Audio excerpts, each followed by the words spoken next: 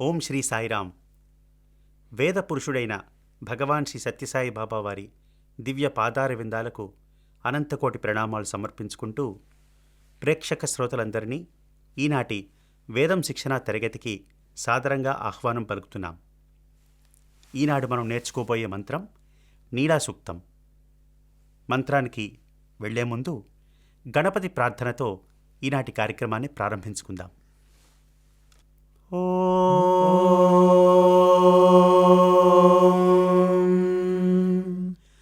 గణానాం త్వా గణపతిగుం హవామహే కవిం కవీనాముపమశ్రవస్తమం జ్యేష్ఠరాజం బ్రహ్మణాం బ్రహ్మణస్పత ఆనశృణ్వన్నోతిభిः सीदसादनं प्रणो देवी सरस्वती वाजेभिर्वाजिनीवती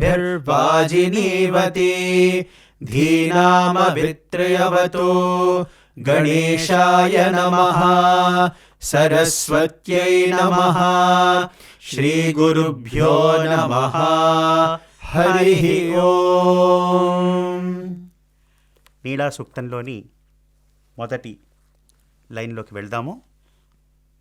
ఈ లైన్ ఒకసారి చెప్తాను, ఆ తర్వాత మీరు రెండుసార్లు దాన్ని తిరిగి చెప్పండి.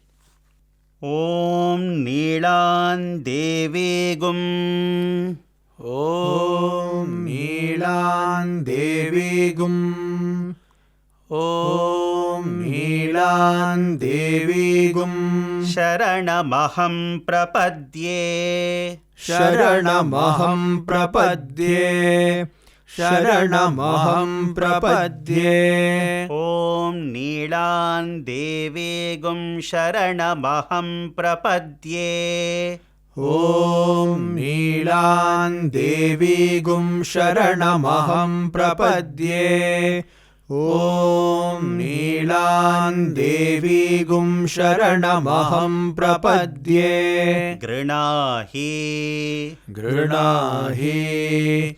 గృణాహి. ఘృతవతి. ఘృతవతి. ఘృతవతి. సవితరాధిపత్యైః.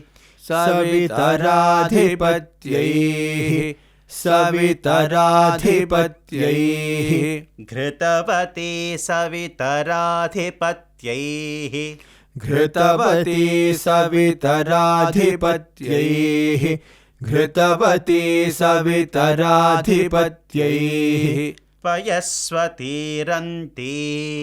పయస్వతీరంతి. పయస్వతీరంతి. రాశానో అస్తు.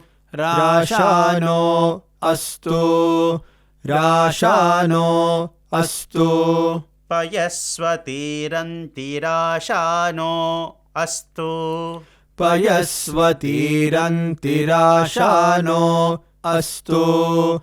పయస్వతీరంతి రాశానో అస్తు. ఘృతవతి సవితరాధిపత్యైః పయస్వతీరంతి రాశానో అస్తు.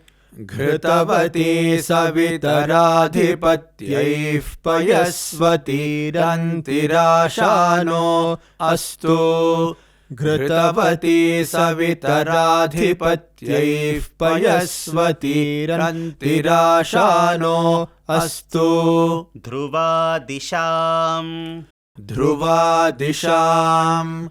ధ్రువాదిశాం. విష్ణుపత్న్యఘోరా. విష్ణుపత్న్యఘోరా. విష్ణుపత్న్యఘోరా. అస్యేషానా. అస్యేషానా. అస్యేషానా. విష్ణుపత్న్యఘోరాస్యేషానా. విష్ణుపత్న్యఘోరాస్యేషానా. విష్ణుపత్న్యఘోరాస్యేషానా. సహసోయామనోతా. సహసోయామనోతా. సహసోయామనోతా. ధ్రువాదిశాం విష్ణుపత్న్యఘోరాస్యేషానా. विष्णुपत्न्यघोरास्येषा न सहसोऽयमनुता ध्रुवादिशां विष्णुपत्न्यघोरास्येषा न सहसोऽयमनुता ध्रुवादिशां विष्णुपत्न्यघोरास्येषा न सहसोऽयमनुता बृहस्पतिर्मातरिष्वोत बृहस्पतिर्मातरिष्वोत बृहस्पतिर्मातरिष्वोत वायुः सन्धुवानावाता वायुः सन्धुवानावाता वायुः सन्धुवानावाता अभिनो गृणन्तु अभिनो गृणन्तु अभिनो गृणन्तु वायुः सन्धुवानावाता अभिनो गृणन्तु वायुः सन्धुवानावाता अभिनो गृणन्तु वायुः सन्धुवानावाता अभिनो गृणन्तु बृहस्पतिर्मातरिष्वोत वायुः सन्धुवानावाता अभिनो गृणन्तु बृहस्पतिर्मातरिष्वोत वायुः सन्धुवानावाता अभिनो गृणन्तु बृहस्पतिर्मातरिष्वोत वायुः सन्धुवानावाता अभिनो गृणन्तु विष्टम्भो विष्टम्भो विष्टम्भो दिवो धरुणः दिवो धरुणः दिवो धरुणः विष्टम्भो दिवो धरुणः विष्टम्भो दिवो धरुणः विष्टम्भो दिवो धरुणः पृथिव्या अस्येष्याना पृथिव्या अस्येषाना पृथिव्या अस्येषाना विष्टम्भो दिवो धरुणः पृथिव्या अस्येष्याना विष्टम्भो दिवो धरुणः पृथिव्या अस्येषाना विष्टम्भो दिवो धरुणः पृथिव्या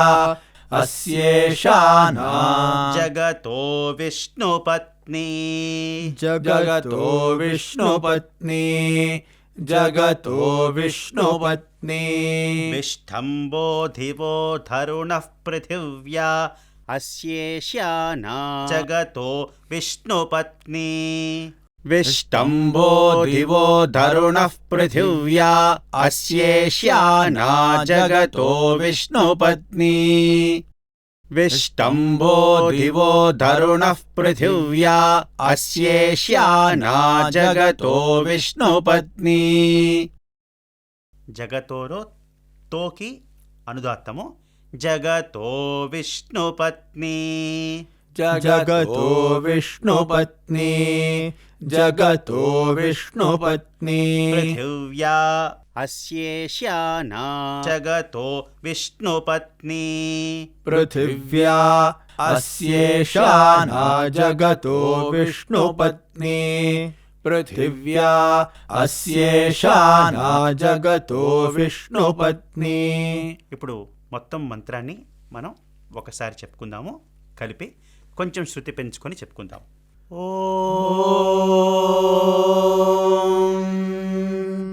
నీలాం దేవీగుం శరణమహం ప్రపద్యే గృణాహి घृतवती सवितराधिपत्यैः पयस्वतीरन्तिराशानो अस्तु ध्रुवादिशां विष्णुपत्न्यघोरास्येषाना सहसोऽयमनुता बृहस्पतिर्मातरिष्वोत वायुः सन्धुवानावाता अभिनो गृणन्तु विष्टम्भो दिवो धरुणः पृथिव्या अस्येष्याना जगतो विष्णुपत्नी। ॐ शान्ति शान्ति शान्तिः। ఈనాటి వేదం శిక్షణ తరగతిని మనం క్షమాప్రార్థనా మంత్రంతో ముగించుకుందాం. ఓం యదక్షరపదభ్రష్టం మాత్రాహీనం తు యద్భవేత్ తత్సర్వం క్షమ్యతాం దేవా నారాయణ నమోస్తుతే. విసర్గబిందుమాత్రాణి పదపాదాక్షరాణి చ న్యూనాని చాతిరిక్తాని క్షమస్వ సాయీశ్వర. అపరాధసహస్రాణి క్రియంతే హర్నిశం మయా దాసోయమితి మాం మత్వా క్షమస్వ సాయీశ్వర. అన్యథా శరణం నాస్తి త్వమేవ శరణం మమ. తస్మాత్ కారుణ్యభావేన రక్ష రక్ష సాయీశ్వర. హరి ఓం తత్సత్ శ్రీ సాయీశ్వరార్పణమస్తు. ఓం శాంతి శాంతి శాంతి. వచ్చే భాగంలో మరొక చక్కని మంత్రంతో మళ్ళీ తిరిగి కలుసుకుందాం. అంతవరకు సెలవు. సాయిరాం.